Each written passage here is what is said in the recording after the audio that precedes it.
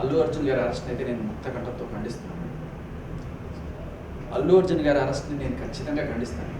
ఎందుకంటే ఆ రోజు తొక్కిసలాటలో ఒక మనిషి చనిపోతే మరి దానికి ఖచ్చితంగా ఆర్గనైజేషన్ లోపం ఎంత ఉందో అలాగే అక్కడ పోలీసుల లోపం కూడా ఉంటుంది.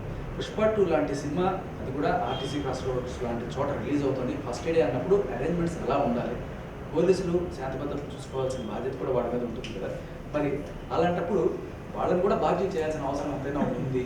మనం చాలాసార్లు చూస్తుంటాం, ఈ కొండకి వెళ్ళినప్పుడు నైనిక దేవాలయంలో కావచ్చు, అయ్యప్ప స్వామి జ్యోతికి వెళ్ళిన వాడు కావచ్చు, స్టాంపేడ్ జరిగింది, దాంట్లో 108 మంది చనిపోయారు. మక్కాలో కూడా జరిగింది. ఇలా జరగని చోట్లేదు స్టాంపేడ్ జరుగుతున్నాయి. ఆ జరిగినప్పుడు ఎవరిది లోపం? ఇప్పుడు అయ్యప్ప స్వామిదే లోపం, లేకపోతే ఇంకా నైనికాదేవి ఆలయంలో ఆవిడదే లోపం కాదు, లేకపోతే భక్తుల లోపం, ఆవిడ నమ్ముకొని వచ్చారు పాపం. అంతమంది ఆ రోజున బ్రహ్మోత్సవాలు లేకపోతే ఏదో అనుకోండి, ఆ రోజున భీడ్ ఎక్కువగా ఉంటుంది, క్రౌడ్ ఎక్కువగా ఉంటుంది, అయినా కూడా తెలిసి వచ్చిన ఆవిడది తప్పు అని చెప్పి కూడా మనం అనలేదు. ఎందుకంటే ఆ రోజున ఫస్ట్ డే అంతమంది జనాలు వస్తారు అని తెలిసి కూడా ఆవిడ బిడ్డను వేసుకొని వెళ్ళడం అనేది ఆవిడ తప్పని కొంతమంది అంటారు. ఎవరైనా సరే స్వేచ్ఛగా తిరిగే హక్కు రాజ్యాంగం మన భారతదేశ ప్రభుత్వం, అది అల్లు అర్జున్కైనా ఆవిడకైనా స్వేచ్ఛగా తిరిగే హక్కు కల్పించడం అనేది ప్రభుత్వ బాధ్యత.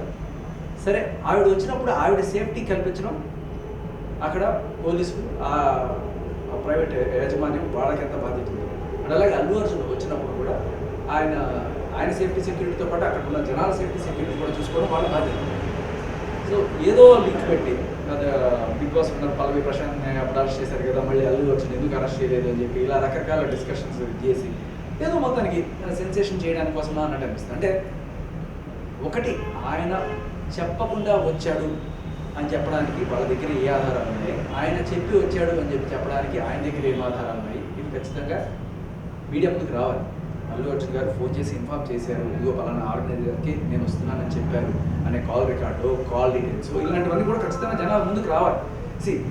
ఆయనకి ఒక సెలబ్రిటీ, భారత పౌరుడిగా ఆయన ఆర్టీసీ క్రాస్ రోడ్స్కి వెళ్ళకూడదా, ఆ థియేటర్కి వెళ్ళకూడదు అంటే వెళ్ళచ్చు, కానీ ఒక సెలబ్రిటీగా ఆయనకి కొన్ని రెస్పాన్సిబిలిటీస్ ఉంటాయి. ఆయన ఫ్యాన్స్కి ఆయన ఇచ్చే ఒక గౌరవం లేకపోతే ఆయన మోరల్ రెస్పాన్సిబిలిటీ తీసుకొని ఆయన ఖచ్చితంగా చెప్పే పెట్టుండాల్సింది.